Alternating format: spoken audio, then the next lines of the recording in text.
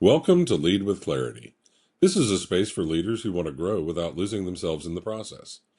Each episode is a short reflection on leadership, influence, and the inner work that shapes how we show up for others. It's not hype, not noise, just clear thinking for the journey of leading well. Today's episode is entitled, You Are What You Decide, Owning Your Leadership Through Covey's Most Challenging Principle. Here we go. There's a version of leadership that looks strong from the outside, but it's actually reactive at its core. The leader who blames the market, the executive who points to the board, the manager who says the team just wasn't ready. None of them are wrong about the facts, but all of them are making the same mistake. They're letting circumstances do the leading. Stephen Covey gave us a line that cuts through all of that. He said, I am not a product of my circumstances, I am a product of my decisions. 7 words on each side of that period. And the difference between those two sentences is the difference between a leader who endures and one who actually leads. Think about the hardest stretch you've navigated as a leader. Maybe it was a restructure, a key person walking out the door, a product that did not land, a conversation you had to have and didn't want to. In every one of those moments, the circumstances were real. Nobody is arguing otherwise, but somewhere in there a decision got made, or didn't. And that decision, or the absence of one, shaped everything that followed. The leaders I've coached through moments like those all reached the same place eventually. The ones who recovered and grew were not the ones with the smoothest path. They were the ones who stopped asking, why is this happening to me? And started asking, what do I decide now? Here's where most people misread Covey. They hear this quote and turn it into a motivational exercise.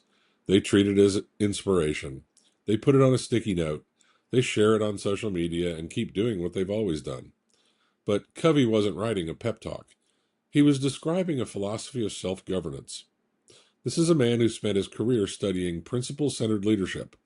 When he said decisions, he meant a structured, intentional practice. Not a feeling, a practice. The reframe is this.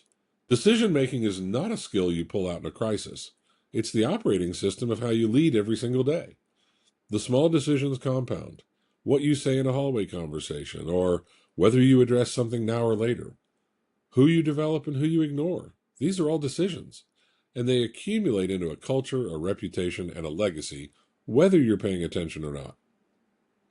The leaders who feel most at the mercy of their circumstances are often the ones who haven't been deliberate about the decisions. When the small ones are reactive, the big ones will be too. So here's the question we're sitting with. Where in your leadership right now are you treating a decision as if it's not one? What are you calling just the way things are that is actually a choice you haven't made yet? Because until you name it as a decision, you can't lead through it. You're just reacting to it. That is the work. Not the dramatic moments, but the quiet daily practice of choosing with intention. Covey's insight holds up because it's not comfortable. It removes the excuse. It doesn't say circumstances don't matter.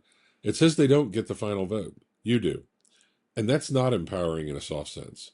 It's demanding in the best possible way. Because if you are a product of your decision, then the question is always the same.